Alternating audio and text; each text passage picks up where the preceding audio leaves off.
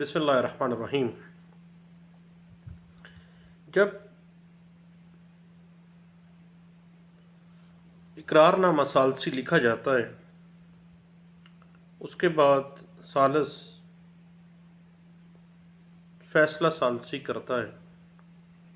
اور ثالثی فیصلے کو رول آف کورٹ بنانے کے لیے عدالت میں جمع کرواتا ہے، تو عدالت پارٹیز کو نوٹس کرتی ہے کہ اگر اعتراض ہے تو اعتراض کے لیے آ جائیں۔ اب معاملہ آ جاتا ہے سیکشن 33 آربیٹریشن ایکٹ 1940 کے تحت ایک اقرار نامہ ثالثی یا ثالثی فیصلے کو چیلنج کرنا۔ کوئی بھی فریق، ثالثی ایگریمنٹ کا کوئی فریق یا اس کا کوئی جانشین اقرار نامہ ثالثی یا اس کی بنیاد پر دیا جانے والا ثالثی فیصلے کے وجود کو چیلنج کرنا چاہتا ہے، دین وہ عدالت میں اس بارے میں ایک اپلیکیشن دے گا اور عدالت انڈر سیکشن 33 اس اقرار نامہ ثالثی یا فیصلہ ثالثی کو چیلنج کرنے کی درخواست کے اوپر فیصلہ بیان حلفی کی بنا پر جو ہے وہ کرے گی۔ یہ بات انٹرپریٹ ہوتی ہے 2010 MLD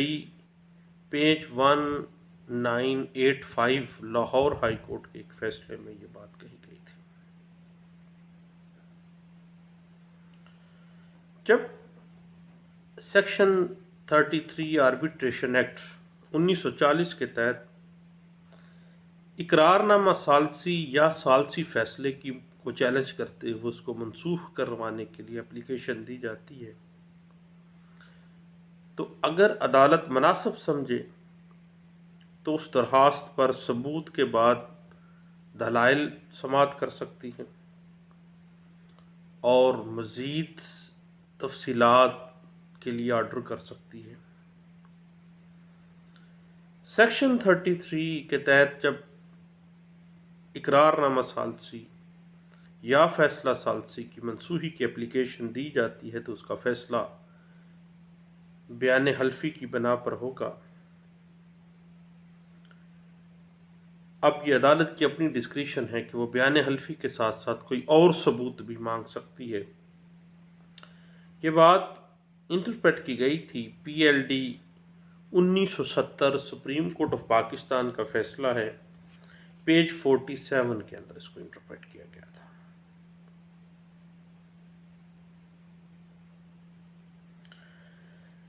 اب ایک اقرار نامہ ثالثی کو چیلنج کرنے کے لیے اگر ہم یہ کہیں کہ سیکشن 32 کا جو پہلا پارٹ ہے اس کی روشنی میں دعویٰ دائر کیا جائے گا، تو ایسے میں سیکشن 33 فرسٹ پارٹ کی روشنی میں دعویٰ دائر نہیں کیا جا سکتا،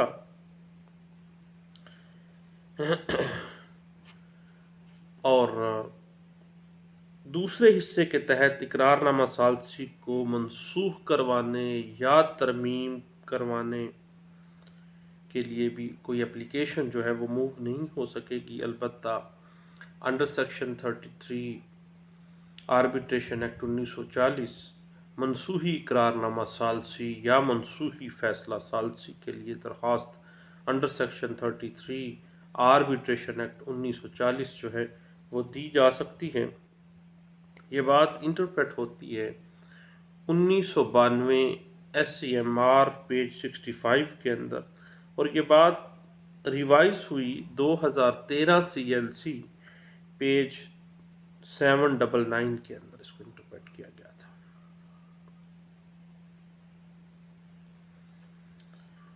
جب ایک ثالث نے فیصلہ ثالثی ان ریٹن فارم لکھ دیا ہے، اب ثالث اگر اس ثالثی فیصلے کو عدالت میں نہیں لے کے آیا، کوئی پارٹی لے آئی ہے، دین بھی عدالت اس کی لیگل ویلیو کو دیکھے گی کہ کیا یہ جو فیصلہ ثالثی دیا گیا ہے وہ اقرار نامہ ثالثی کے مطابقت رکھتا ہے یا اس تنازع کے متعلقہ ہے جس تنازع کا ذکر اقرار نامہ ثالثی میں کیا گیا ہے، اور اقرار نامہ ثالثی میں اپوائنٹ کیے جانے والے جو ثالث ہیں ان کو جو اتھارٹی دی گئی ہے ثالثی کی، وہ کیا اس تنازع کے متعلقہ تھی اور اسی تنازع کے پیش نظر فیصلہ ثالثی کیا گیا ہے۔ یہ بات انٹرپریٹ کی گئی تھی P L D 1982 Karachi high court کا ایک فیصلہ پیج 778 کے اندر اس کو انٹرپریٹ کیا گیا تھا۔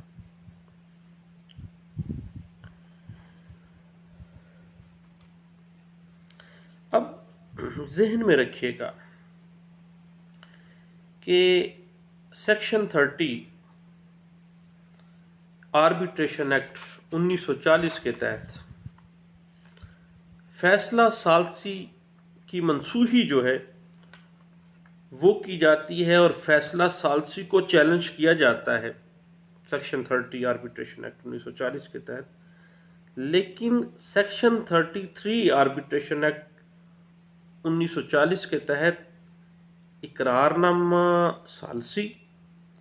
اور فیصلہ ثالثی کی لیگل ویلیو دیکھی جاتی ہے کہ اس کی لیگل حیثیت کیا ہے۔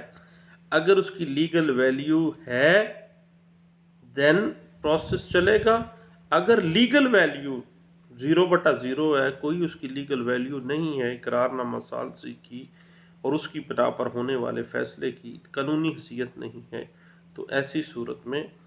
جو اقرار نامہ ثالثی بھی منسوخ کیا جاتا ہے اور فیصلہ ثالثی بھی اس بنا پر کہ اس کی کوئی لیگل ویلیو نہیں ہے، قانونی حیثیت کی بنا پر اس کو منسوخ کروایا جا سکتا ہے۔ یہ بات انٹرپریٹ ہوئی all India reports 1958 Calcutta high court کا فیصلہ ہے، پیج 321 کے اندر اس کو انٹرپریٹ کیا گیا تھا۔ اگر کوئی تنازع اور کاز آف ایکشن اس تنازع کے اوپر ٹائم بار ہو جائے، اب ٹائم بار تنازع ہے، ٹائم بار ہو گیا ہے، اب اس کے اوپر اقرار نامہ ثالثی بھی لکھا گیا اور اس اقرار نامہ ثالثی کے اوپر فیصلہ ثالثی کیا گیا ہے، تو اس کی لیگل ویلیو چونکہ لمیٹیشن ایکٹ حرکت میں آ جاتا ہے، اب اس زائد المیعاد جو کاز آف ایکشن ہے اس کی بنا پر جو فیصلہ ثالثی ہے اس کی لیگل ویلیو جو ہے وہ خطرے میں چلی جاتی ہے، اس بنا پہ اس کو منسوخ کیا جا سکتا ہے چیلنج کرتے ہوئے۔ یہ بات انٹرپریٹ ہوتی ہے 1992 S C M R page 65 کے اندر۔ اب جب اقرار نامہ ثالثی لکھا جائے گا تو باقاعدہ طور پر stamp paper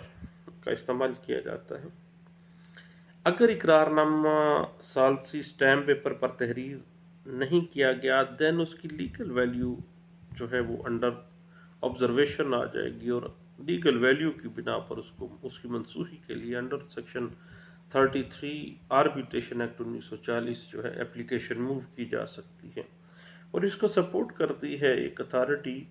P L D 1971 Lahore high court کا فیصلہ، اور پیج 522 کے اندر اس کو انٹرپریٹ کیا گیا ہے۔ اب بعض جگہ پہ ٹیکنیکل ایک غلطی کی جاتی ہے، میرے جیسے نالائق وکیل کیا کرتے ہیں کہ اقرار نامہ ثالثی کی منسوخی کا دعویٰ جو ہے نا، منسوخی کا دعویٰ دائر کر دیا جاتا ہے۔ یہ ایک بہت بڑا لکونہ ہے، بڑے عرصے کے بعد پتہ چلتا ہے کہ دعویٰ اقرار نامہ ثالثی جو ہے وہ مینٹینیبل نہیں ہے۔ اب مینٹینیبلٹی کہاں پہ ہے؟ مینٹینیبلٹی جب ایک قانون اسپیشل لا آپ کو دے رہا ہے، اور special law always prevail the general law. اب اسپیشل لا کہتا ہے کہ انڈر سیکشن 33 آربیٹریشن ایکٹ 1940 آپ اس اقرار نامہ ثالثی کو چیلنج کریں گے اور پھر اس کو منسوخ کریں گے اس کی لیگل ویلیو کے اعتبار سے۔ اب یہ بات सेटल्ड प्रिंसिपल के तौर पे PLD 1971 supreme court of Pakistan page 43 के अंदर इसको इंटरप्रेट किया गया, और ये बात रिवाइज की गई हालिया 2002 SCMR पेज 1954 के अंदर इसको इंटरप्रेट किया गया था। अब जब भी आपने सेक्शन 33 आर्बिट्रेशन एक्ट 1940 के तहत आप एप्लीकेशन देनी है एक इकरारनामा सालसी को मंसूख करवाने के लिए, तो इकरारनामा सालसी के लिए जब आप एप्लीकेशन देंगे अंडर सेक्शन 33 उसको चैलेंज करेंगे तो आप 20 रुपये का कोर्ट फीस लगाएंगे। अगर आप फैसला सालसी को चैलेंज करेंगे तो जब आप एप्लीकेशन अंडर सेक्शन 33 फैसला सालसी को चैलेंज उसकी कानूनी हैसियत के मुताबिक करना है तो वहाँ पे 10 रुपये का 10 रुपये का कोर्ट फीस लगाएंगे। अब मामला है लिमिटेशन का। तो application under section 33 arbitration act बराए मनसूखी करारनामा सालसी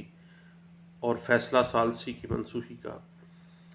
इसकी एप्लीकेशन के ऊपर आर्टिकल 158 लिमिटेशन एक्ट 1908 अप्लाई होगा और 30 दिन इसकी लिमिटेशन है और लिमिटेशन नोटिस से होगी। अब जब फैसला सालसी अदालत में पेश हो जाता है उसके बाद नोटिस जारी होता है तो 30 दिन के अंदर अंदर ये एप्लीकेशन जो है वो मुतासरा पार्टी ने फौरी तौर पर अदालत में देनी है, जमा करवानी है और चैलेंज करना है इकरारनामा सालसी को और चैलेंज करना है उन लीगल ग्राउंड के ऊपर फैसला सालसी को और उसको सेटिस्फाइड भी करवाना है और उसको जो है आपने उसको सेटिस्फाइड करवाना है, इसी बने मंसूख भी करवाना है। तो ये बात सेटल्ड प्रिंसिपल के तौर पे सिविल लॉ में लिमिटेशन इसकी है। आर्टिकल 158 लिमिटेशन एक्ट 1908 30 दिन इसकी लिमिटेशन है और ये जो काउंट डाउन है वो नोटिस से शुरू होगा। जिस दिन नोटिस हुआ है फैसला सालसी अदालत में जमा करवाया गया है और पार्टीज़ को नोटिस आ गया, 30 दिन के अंदर अंदर पार्टीज़ ने फौरी तौर पर application under section 33 arbitration act 1940 जमा करवानी है। और ये बात इंटरप्रेट होती है PLD 1971 Quetta high court page 30 के अंदर इसको इंटरप्रेट किया गया था। अब बात आ जाती है सेक्शन 30 की। अब सेक्शन 30 के तहत फैसला सालसी मंसूख तो होता है जब सालस बदनवानी का मुर्तकिब हुआ है, जब फैसला सालसी अदालती हुक्म को नज़रअंदाज करते हुए किया गया है, जब नाजायज़ तरीके से फैसला सालसी किया गया है। अब सेक्शन 33 के अंदर जो मनसूखी करारनामा सालसी और फैसला सालसी की बात हम कर रहे हैं वो कानूनी जवाज़ की बिना पर उसकी कानूनी हैसियत को देखा जाएगा कि इस जो फैसला सालसी दिया गया है, जो फैसला सालसी की कानूनी हैसियत क्या है। अगर उसकी कानूनी हैसियत नहीं बनती है, सेक्शन 33 के तहत एप्लीकेशन मूव की है एक अग्रीव्ड पार्टी ने, तो फिर उसको मंसूख किया जाएगा, उस इकरारनामा सालसी को भी और उस फैसला सालसी को भी। ये मेन फ़र्क है कि यहाँ पर कानूनी हैसियत का तज्ज़िया किया जाएगा जबकि वहाँ पर बदनवानी का अंसर सामने आ जाता है। तो ये चंद बातें थी सेक्शन 33 आर्बिट्रेशन एक्ट 1940 की एप्लीकेशन बराए मंसूखी करारनामा सालसी व फैसला सालसी के हवाले से। Thank you. अल्लाह हाफिज़।